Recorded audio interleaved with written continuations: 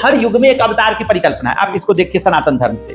जैसे पूरे महाभारत में एक व्यक्ति था बहुत शक्तिशाली, योग्य, टैलेंटेड, प्रतिभा से भरपूर, वो था Barbari, grand son of Bhim. Bhim बिल्कुल, जो तो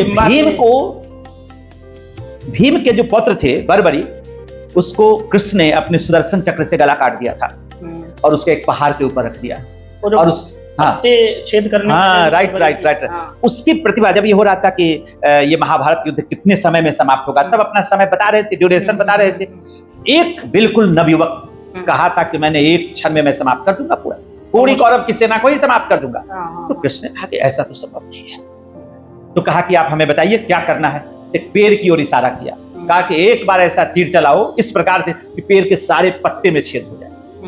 उसने ऐसे तीर चलाए इस प्रकार से कि पेड़ के सारे पत्ते में छेद हो गए। तो कृष्ण मुस्कुराए और कहे कि सब पत्ते में नहीं हुए होंगे, एक मैंने पैर के नीचे दबा रखा। जब पैर हटाया तो देखा कि उस पत्ते में भी छेद था। तो कृष्ण को लगा कि तो पूरी सारी लीला ही खत्म हो जाएगी। तो लोगों को हम उपदेश क्या देंगे, कैसे धर्म दिखाएंगे, न्याय अन्याय का युद्ध कैसे होगा। तो 18 दिन वाली गीता 18 एक दिन एक क्षण में समाप्त हुए। तो उसी समय उन्होंने सुदर्शन चक्र निकाला, बर्बरी का गला काट दिया।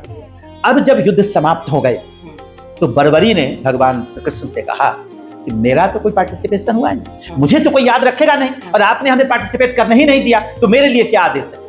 तो भगवान श्री कृष्ण ने कहा कि तुमने मेरी लीला के अनुसार काम किया है, इसलिए, और तुम्हारे मन में इस बात की कोई ग्लानि भी नहीं है, इसलिए मैं तुम्हें यह आशीर्वाद देता हूं कि जब कलयुग आएगा, वो द्वापर युग चल रहा था, जब कलयुग आएगा तो तुम उसमें मेरे अवतार होगे, और वही है खाटू श्याम जी। आप कभी राजस्थान जाइए, खाटू श्याम की ऐसी लीला है। मैं खुद गया था, कई घंटे हमें क्यू में लगना पड़ा, तब जाके खाटू श्याम के दर्शन हुए।